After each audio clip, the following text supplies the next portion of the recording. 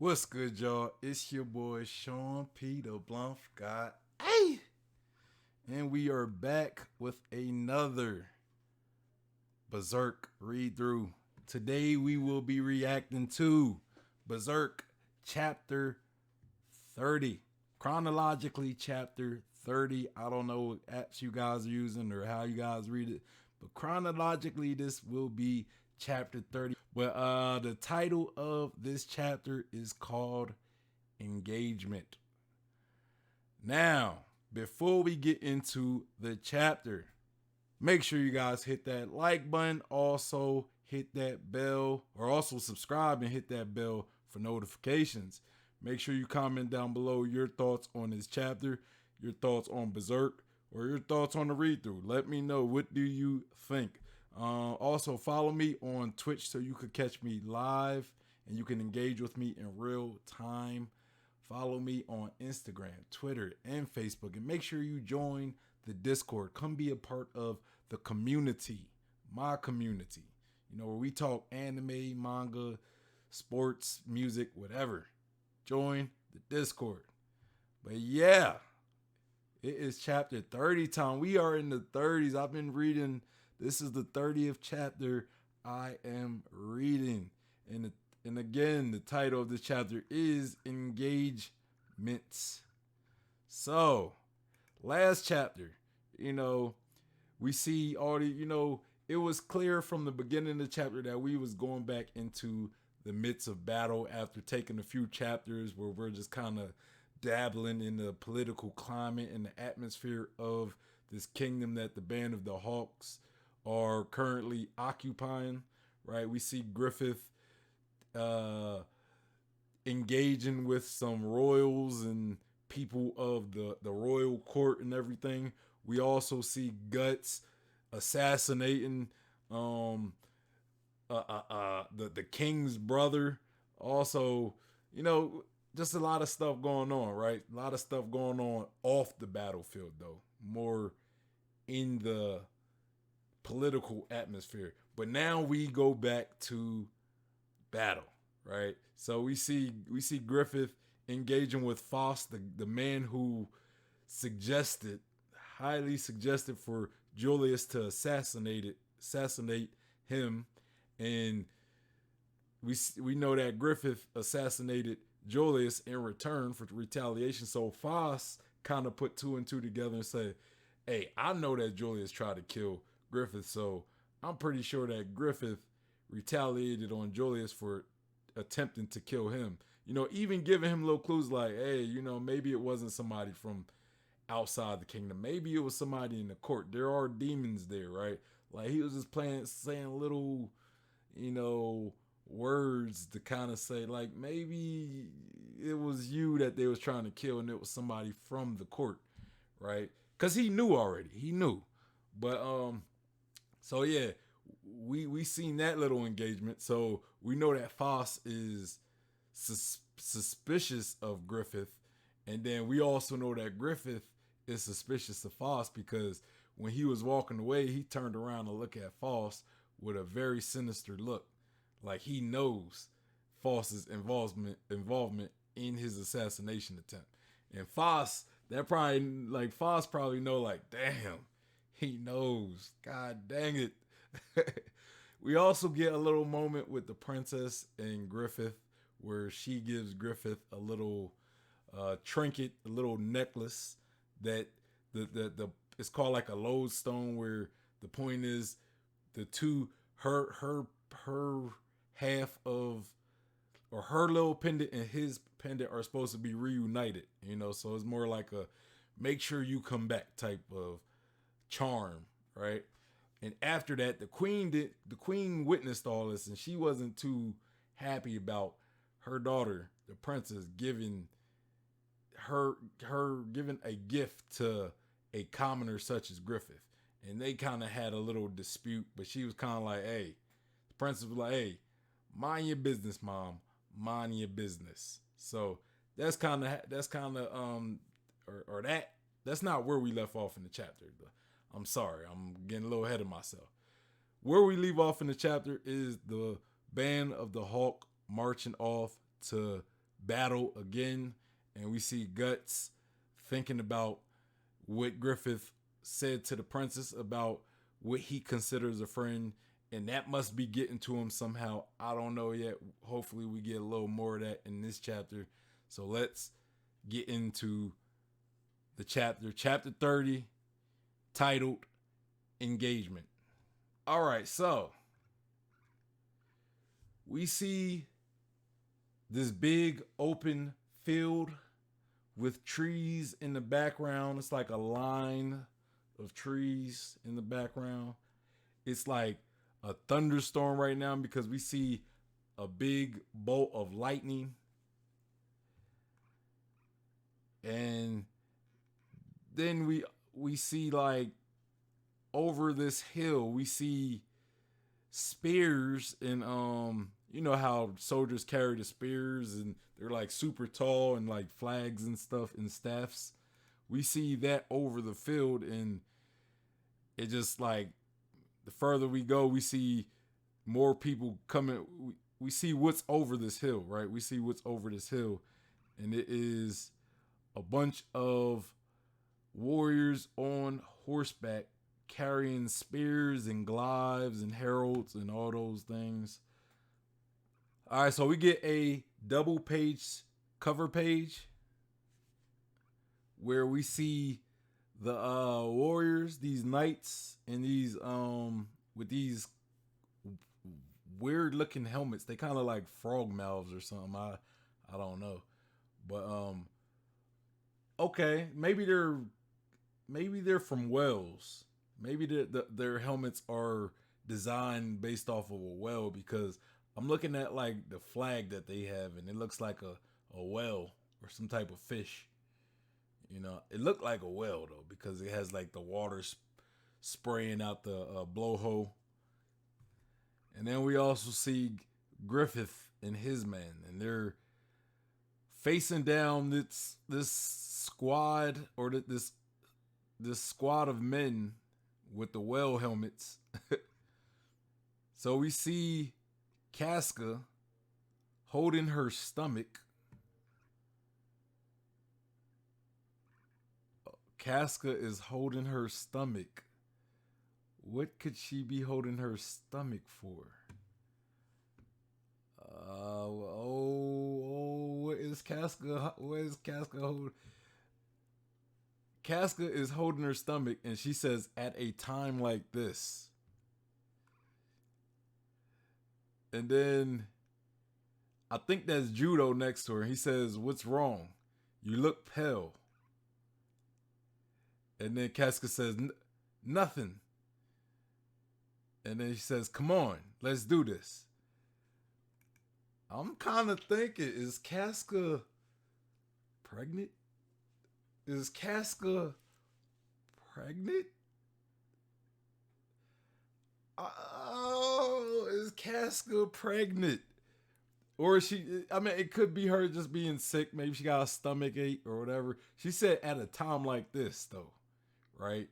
So at a time like, I mean, it could just mean like, damn, like, am I having like, am I sick at a time like this? Or it could mean like this is something that's been ongoing, right? Like, this has been an ongoing thing with her, you know, whatever's going on. And she's saying at a time like this is happening right now. Sick, like, is this pregnancy sickness? Griffith? Cause now this is kind of opening the doors for me, right? This is opening a whole new outlook. Cause maybe this means that her and Griffith always had something, you know, and you know, Griffith and Casca do, like, you know, they sexually mingle, right? And Griffith possibly has her pregnant, and that kind of explains why she's been seeming a little jealous with Griffith going off talking to the princess. And not only that, like, when we see Griffith and Guts talk, right? How Griffith is super friendly and open with Guts compared to her. So it kind of explains why Casca acts a certain way. Okay, right? Okay. We see Griffith pull out his sword, and then the band of the Hawk, they charge at this other opposing army. And we see Griffith say, ah! Or no, he says, charge! I don't know why I thought he was screaming, but he says, charge! And we see the band of the Hawk charging at this army. We see the two armies collide. And yeah, they're colliding right now. And you know, we see one guy swinging at the enemy army, and he blocks it with a staff.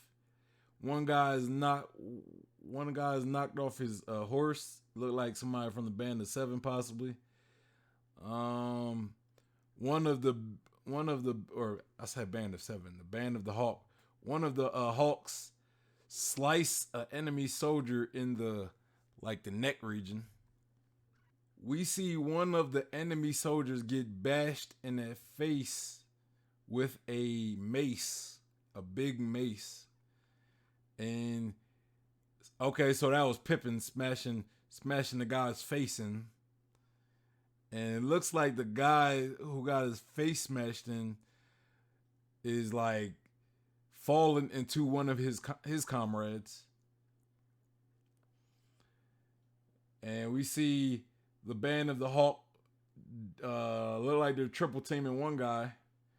And we see Rickard shoot a bolt from his or arrow from his crossbow at another guy. So this chapter so far is just all action, right? This chapter so far is all action. So we see one of the enemy spearmen try to attack one of the Hawks, and he blocks it, and he pulls out a blade from behind him, and he like slices the guy under his arm, like under his armpit, like right there.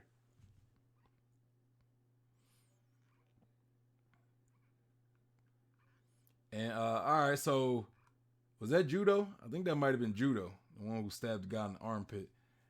And so we see some guys fighting behind judo, and he says, "Woo, this is a melee," or that's what judo's thinking to himself. And he's looking on as he see just a bunch of guys clashing with each other from both sides. So we see Casca getting into it with a guy with like a he has like a hammer, a spiked hammer weapon. And it's like a one-handed hammer, and Casca blocks that.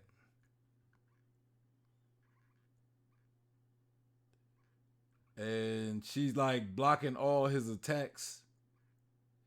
And she manages to pierce him like right in the armpit region. She manages to pierce him.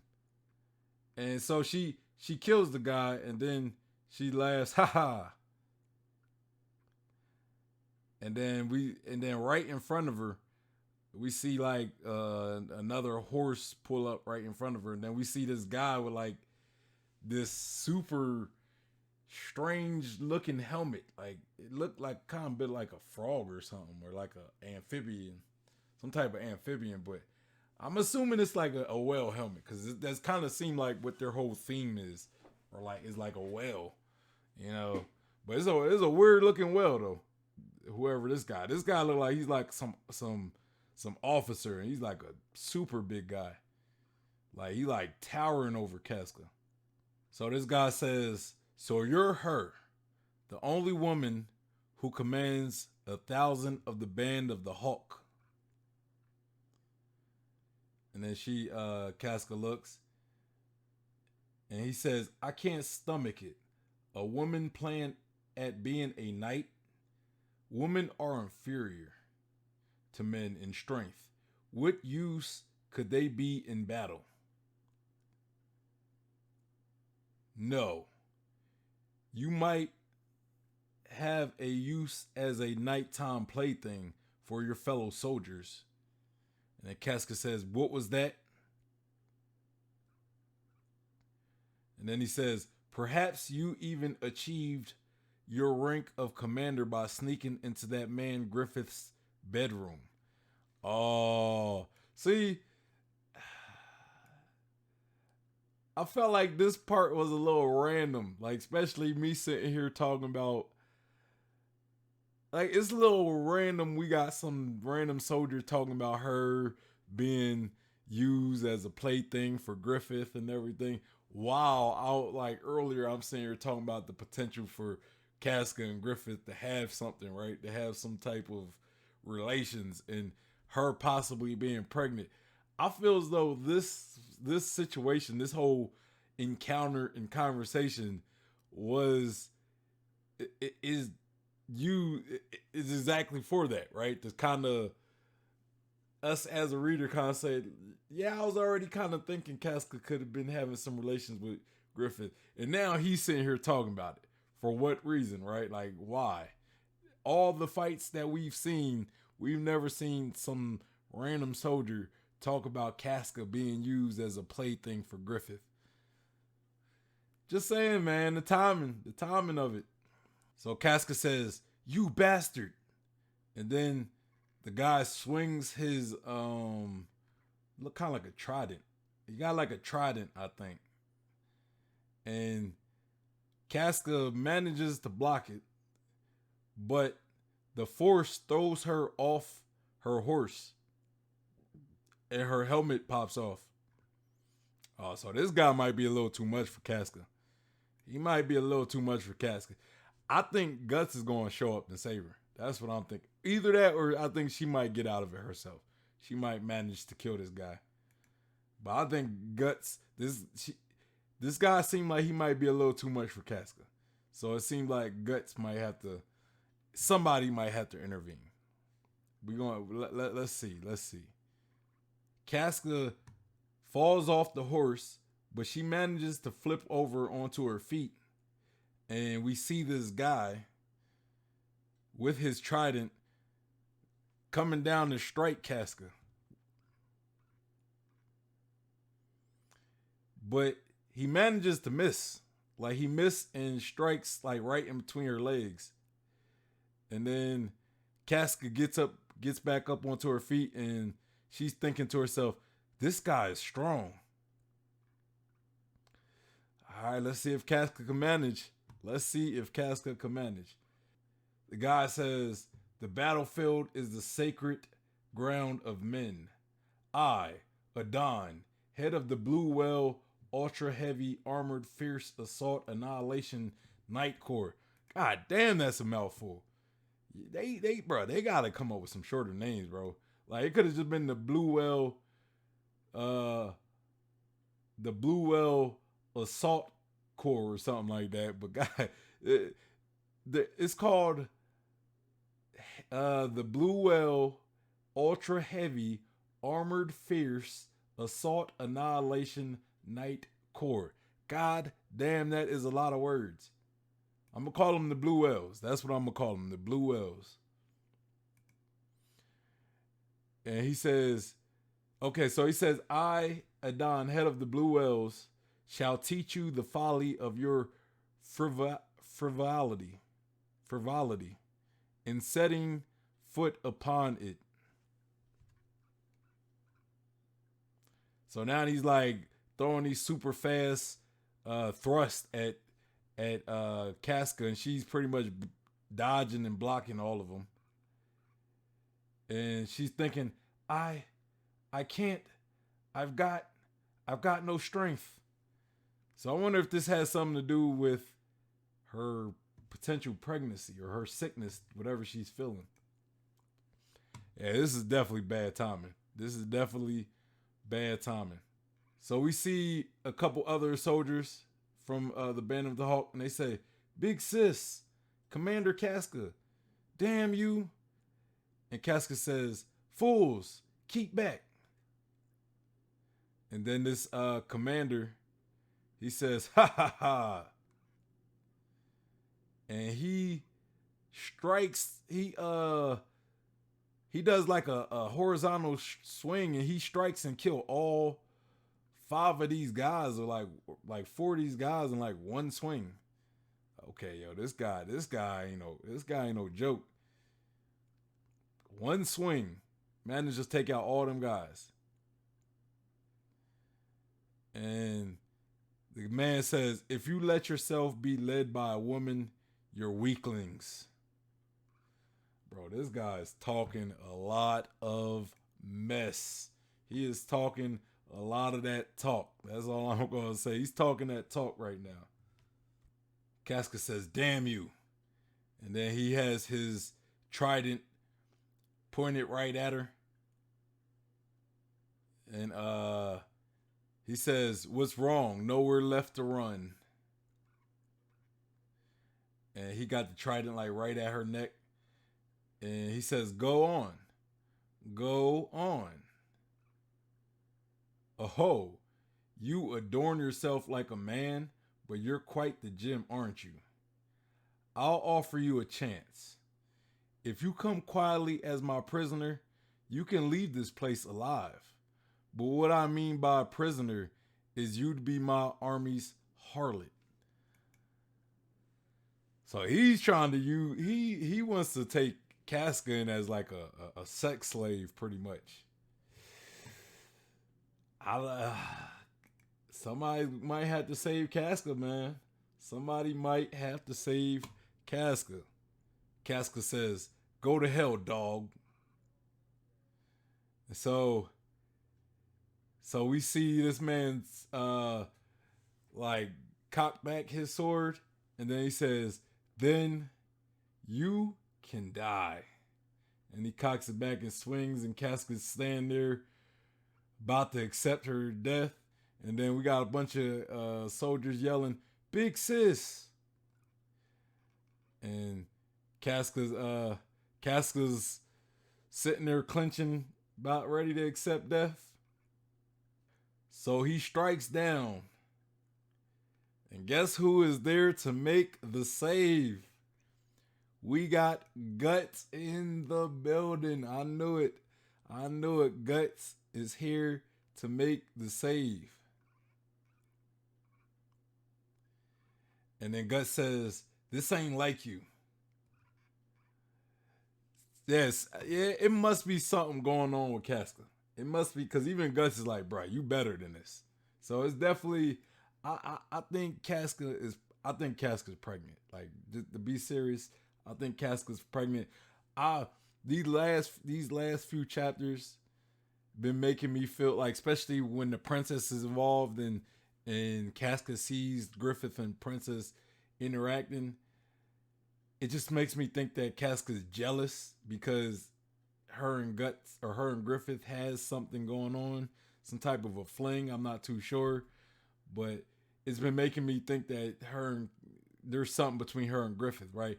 And I kind of thought that was the case when Guts came around because Griffith was giving a lot of attention to Guts, but I kind of chalked that up as maybe she just didn't like Guts and she didn't like how friendly Griffith was being with Guts, So I kind of chalked that up as that, but seeing how she was interacting with the princess, so not only how she interacts or how she reacts to how Griffith talks to Guts, it's also how whenever Griffith talks to the princess as well. It just makes me think that her and Griffith had a little fling going on, right? So that, and then on top of her not feeling good, or her clutching her stomach, right?